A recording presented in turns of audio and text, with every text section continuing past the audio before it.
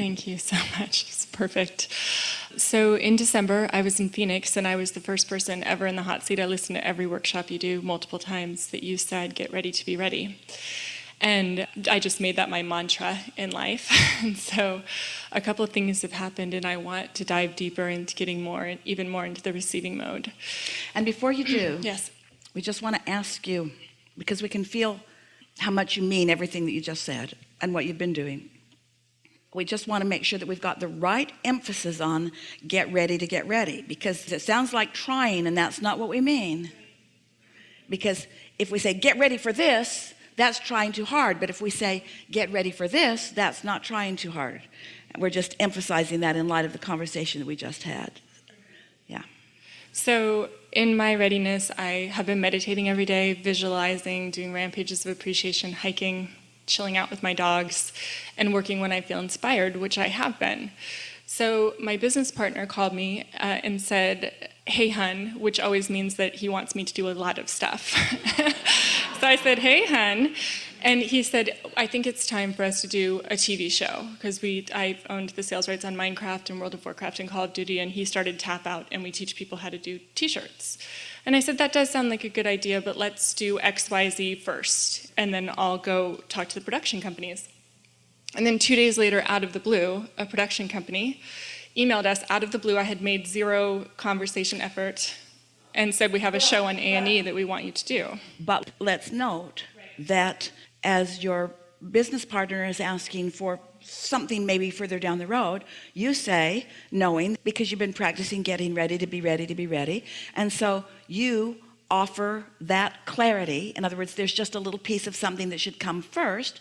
You offer it softly, not getting out to make that happen. And are you saying to us, it just came to you? Not out of the blue, but in response to your having been ready for that. So there you are. Then that particular TV show didn't go through with that particular production company.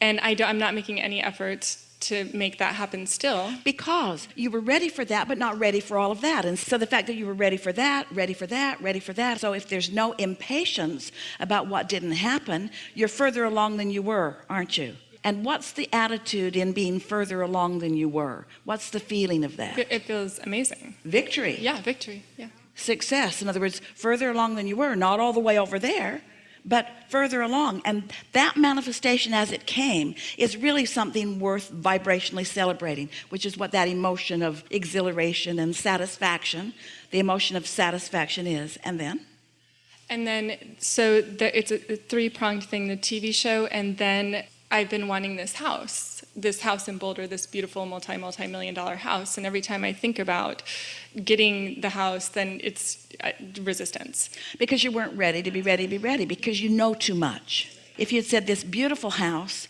that's softer and there's less resistance in this multi-million-dollar house. Every time you said multi, you added more resistance to the equation. So then, but what's happening manifestationally is, because I have a lot of exceedingly wealthy friends, I'm just getting invited to go all over the country. I'm staying in one of the nicest houses that exists in Seattle for the next 2 weeks. And it is a multi-million-dollar house that I don't have to write the check on every month. That's worth feeling the ownership of. That's prosperity that's come to you. And we can feel that you're working the bugs out of that resistance a little bit, because you're having the experience of it. The universe has yielded it to you. It is your experience. It is a manifestation that's happening. And if you're not splitting hairs about anything, then that can serve you in a powerful way. Yes, and is.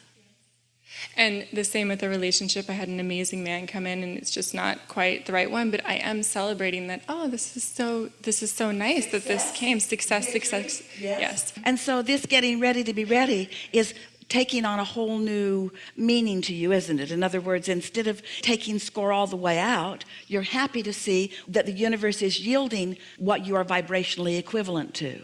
Oh, whatever you're ready for, the universe will yield. And whatever you're ready for, the universe will yield its vibrational equivalency. There's something to consider. When you achieve vibrational equivalency with what your inner being knows, then you make it all the way home on all these subjects. But meanwhile, you're making it as far as your vibrational equivalent, which gives you the emotional awareness of what you're now reaching for, yes? We're not asking you to settle. We're asking you to be happy with where you are, which isn't settling, because there's constant motion forward, isn't there? Yeah. So because I do know what I know, Yes. sometimes when something doesn't manifest in the way, mostly with a relationship, I'm like, well, what am I missing here? And I don't want to turn in that direction, but I do.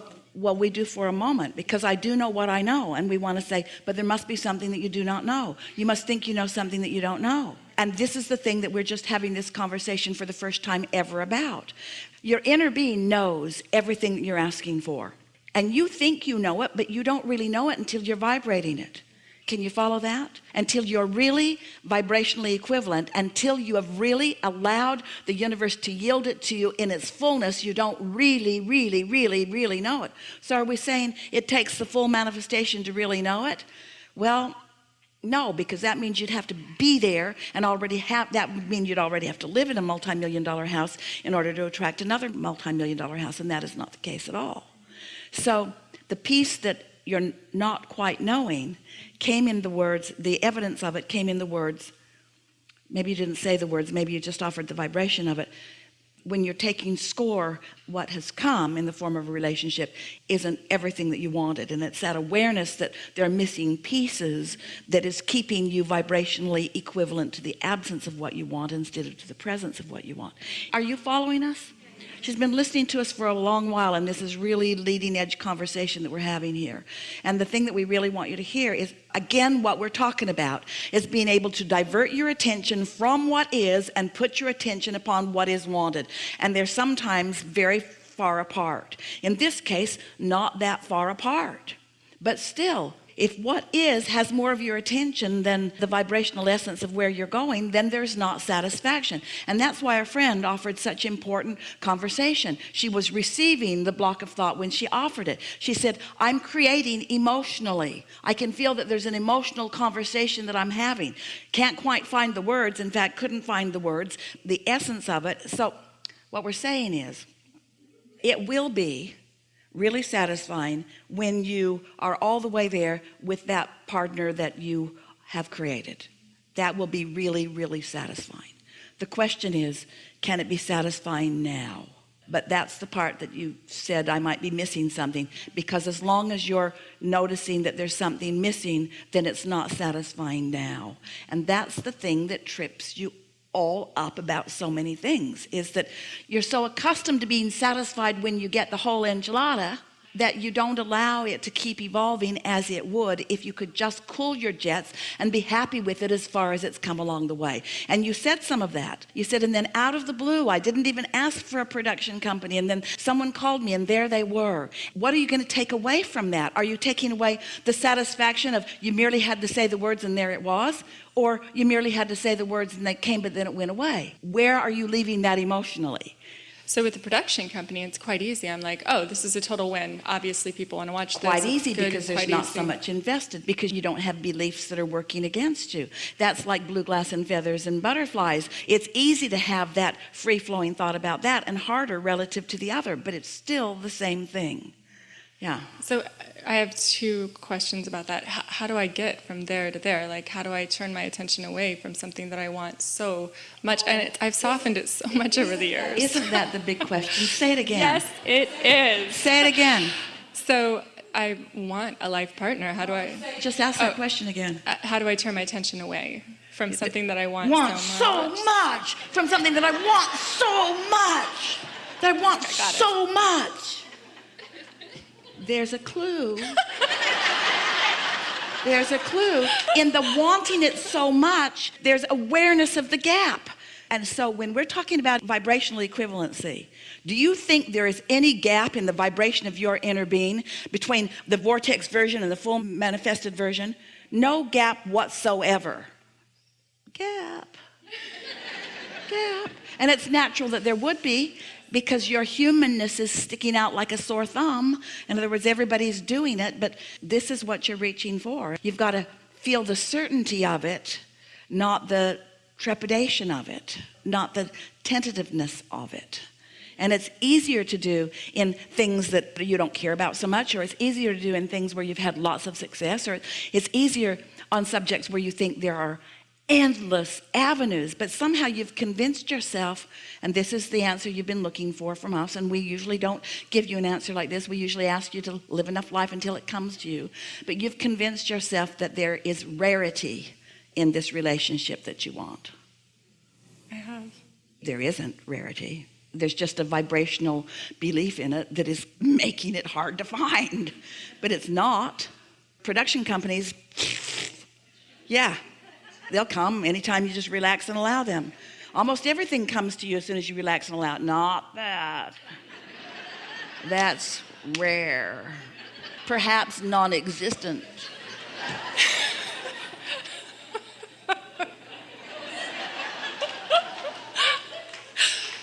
Okay. I do have one other question. Well, that's an important discussion to have. So how do you work your way out of that? You don't work your way out of that. You have to let the universe prove to you the existence of something you don't believe in. You have to let the universe prove to you the existence of something you don't believe in.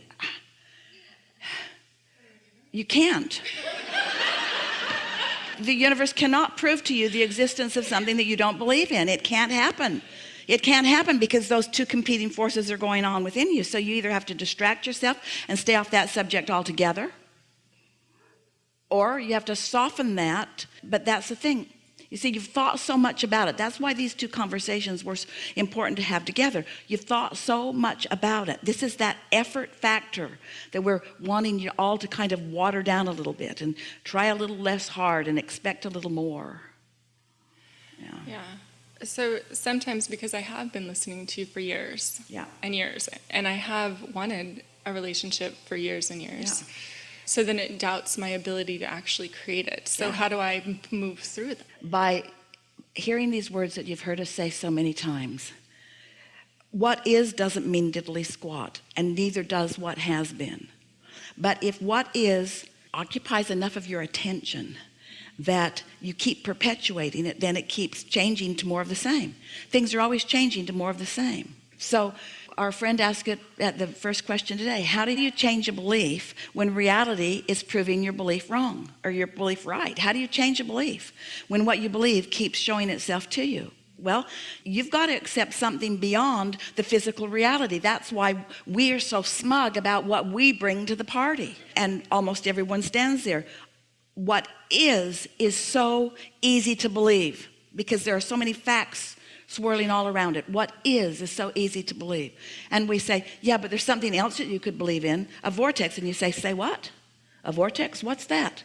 Well, that's a vibrational version. Well, I've never thought about that before. Well, it's time that you start thinking about it. Well, okay, I'll think about the vortex version. Where is it? And we say, over there. And you say, I can't see it. We say, therein lies your problem. I can't see it, and I can't hear it, and I can't smell it, and I can't taste it, and I can't touch it. This I can. So it's a lot easier to believe in what is than in what isn't. And we say, that's the thing that we want you to understand. Don't say that the vibrational version is that which isn't, because it is. But emotions are going to take you to it. You've got to feel your way to it. You have to feel it and trust it. You have to know it. You have to be satisfied with the feeling of it and not need the full-blown manifestation, which you're getting really, really good at as you're getting ready to be ready to be ready to be ready. So it's like saying, all right, well, I'm willing to wait for a lot of things, just not that. I've waited too long.